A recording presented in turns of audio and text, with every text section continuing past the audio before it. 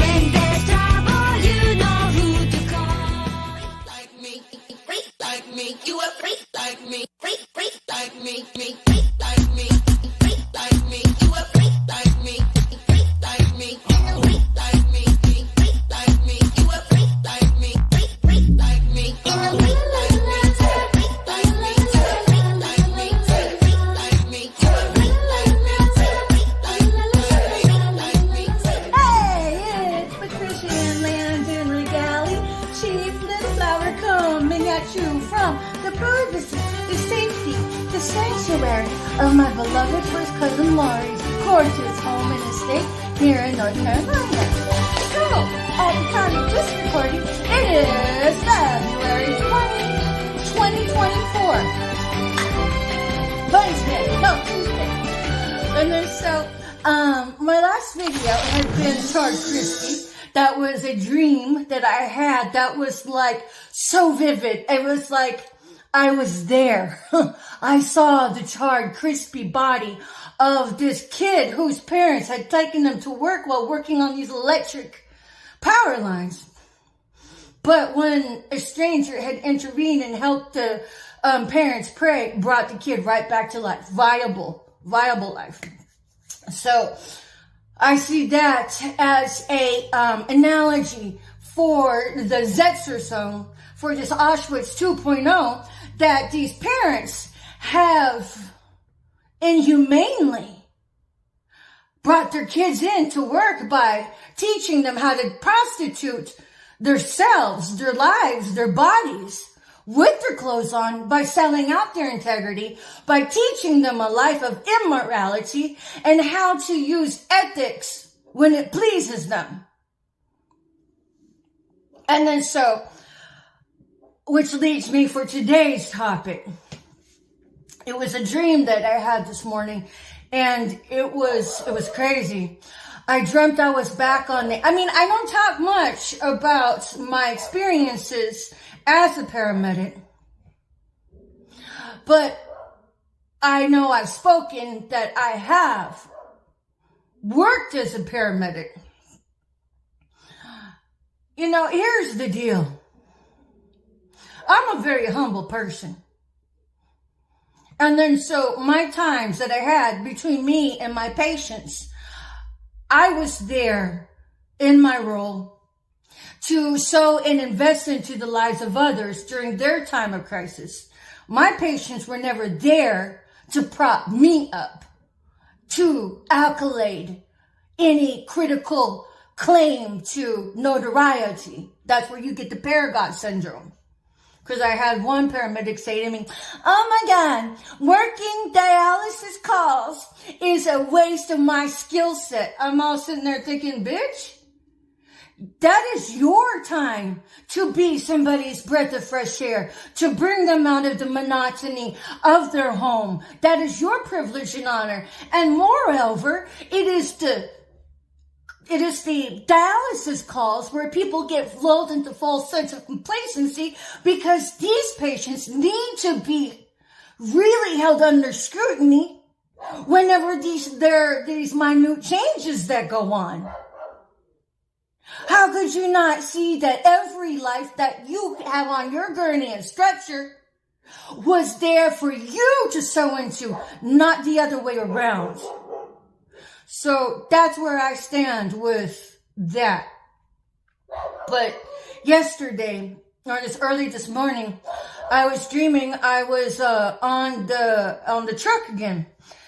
And it was kind of like an area of grayness.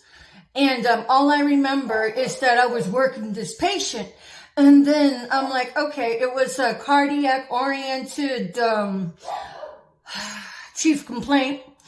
And I don't even think I was on the clock anywhere. It was something that I had interceded and to help out. And it started off like, Dreamscape started off as a civilian out in, the field somewhere, not on the clock. And then I end up on a truck, right? And then while I'm working this patient, I'm all like, the airway equipment, where's the nasal cannulas, where are the non-rebreathers? And then I was really I was frustrated that I was seeking them. And then I looked up and I saw my son. And so I'm very proud of I'm proud of both of my children. They're very much, they're great people. They're wonderful contributions to being citizens of upright ethics in the world. Neither one of them would ever sell out their integrity for big bread. Not in a medical setting. And then and I looked up, and so my son actually is an EMT working somewhere. And so whenever I looked up and then I seen my son, I took it as a teachable moment for him. And at any rate, my dreamscape kind of morphed into how it was more like further knowledge of how the Zetzersung, how the miscreants that actually are selling out people for big bread, how the citizen against citizen has impacted people who would have been my patients, that needed me to be their healthcare advocate. And so in my dream, it like opened up another dimensionality of awareness from the standpoint on how all of the Auschwitz 2.0 impacted lives by keeping an ethical paramedic away from them. So, are you proud of yourselves? For everybody that's participated in getting your fucking palms greased by the goddamn child molesters, by getting your palms greased by enabling the molestation of children in the cesspool of this treason section of the government of Auschwitz 2.0, by being an honorary Nazi, by indoctrination of betraying others around you. You all kept an ethical paramedic out of the field. There were patients that I was supposed to care for that I was not able to because you all had ran off an ethical paramedic. That's where my dreamscape had morphed into, with an open awareness of that. And so I'm not the only ethical medical care professional that was run off. Let me ask you this, America. Would you want to work for a healthcare provider that endorses selling out of integrity? How would you feel about that employer having your back in the long run? Would you want to bring your family to be cared for by any medical provider that endorses the Zetzersung, that enables the gaslighting of others, that enables the torturing of others, psychological mind fuckery? Would you want to bring your children into that? How would you feel if you had a Dr. Mengele care for your kids? Would you have faith in the delivery of his health care? What if it was an ambulance company? Would you want that ambulance company working your beloved families if they had one foot on the banana peel and the other one in the grave? How would you feel if that was air ambulance that took your family from a nursing home, brought them over to a whole other state for X, Y, and Z, so you couldn't see them when they passed? Let me tell you about a call that I had was dispatched to a hangar to bring a patient from, I don't even remember where they came from, but they came in by air ambulance, right? And then so we brought them over to some other place in medical center. Probably this one was St. Joseph Hospital. No. I can't remember. It doesn't matter. At any rate, when I looked at this woman, so she was brought in from a nursing home. She had a basilar skull fracture. Raccoon eyes. Raccoon eyes, baby. Motherfucking raccoon eyes. And I'm all like, ugh. Because she probably was a robust 70-year-old. She looked good for 70 if she wasn't 60-ish. So I'm all like about the ideology. If I ask you what the chief complaint was, that's an opportunity for you to dive in and to expand on it, especially if this is your patient and it was in your care. So while I'm looking at these raccoon eyes, I've never seen raccoon eyes out in the field. So it obviously was trauma to the head. So I asked, so what's the chief complaint? What did they gave me some bullshit answer. They said it was, God, what did they say? Give me a second here. I remember now. Blood thinners. She had a history of being on blood thinners, so she lacked the coagulation capacity when she sustained a fucking basilar skull fracture as evidenced by raccoon eyes. I'm like, okay. I was already taught to, be polite in somebody else's domicile, in somebody else's house. Because at the end of the day, your ambulance providers, they're more concerned about keeping their contracts happy than they really are about patient advocation. So whenever the nurse just gave me some bullshit answer, I'm all like, okay, I will document my findings. So there's a case history for you, plausible deniability, because the whole Zetzer song is all based on plausible deniability. Because if you get the bird's eye view, can see through it all and then bring attention to it, it'll be like, bitch, are you feeling okay?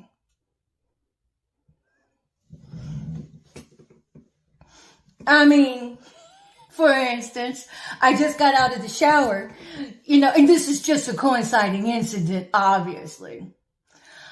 I just got out of the shower last week, and then my cousin and her foster child were hanging out in the loft. Lori had just gotten home, sometime before that. And I came out with the sarong wrapped around me. And instead of saying, hey, what's up? How you doing? Are you feeling okay? I'm all like, I just got out of the bathtub. I feel great. Are you feeling okay? I mean, coinciding incident. As the life of being a targeted individual, you're often called to weigh in. Coinciding incidences, because after a while you do start to chase shadows. That's why the best thing to do is just to let it all go and give it to God. Ask God to show you the truth. Ask God to take any misgivings from your heart away. And then just forgive. It's kind of like Vietnam, shoot them all and let God sort them out. In this way, forgive them all. Let God sort them out.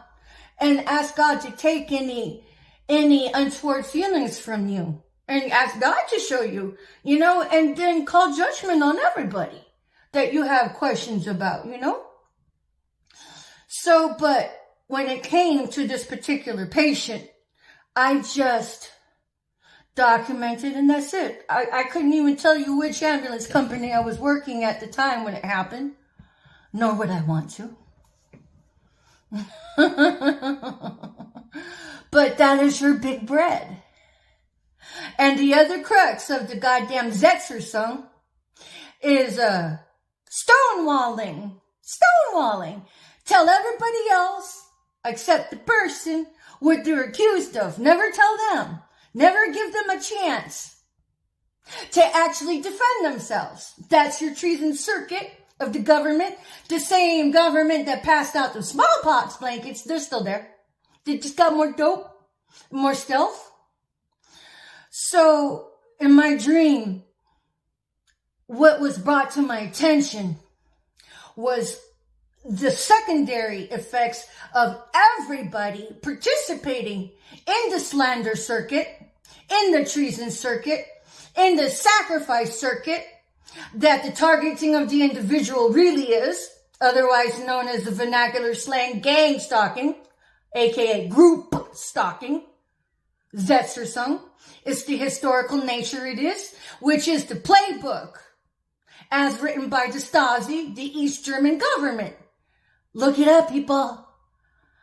Look it up. You all have been whitewashed. Oh my God. But don't worry. If you want to just be whitewashed some more, be sure to use Google every time. Best bet would be DuckDuckGo. So, but it was brought to my attention how every participant that's been working me over, pretending they love me, pretending they're my friend, pretending that they are my family, just so you can have a chance to crack the egg of the $1 billion piñata that I am for your blood coin. How does it feel? Are you proud of yourselves? Do you love living like that? Is that the legacy you want to be known for? Curious! And furthermore, what is up with? You all know that you guys have your little scripted narratives that you guys got to use, stick to the scripts in your psychotic psychosis game of working your target over. And when I defend myself with a sense of decorum, you come even harder at me, as if you had a right to gaslight me, as if you had a right to take out another ethical healthcare provider in the world, because everybody participating in all of this godforsaken treasonous circuit, you all kept me from patients that needed me to be there. You all had impacted lives of others who needed ethical paramedics, who needed ethical patient advocates.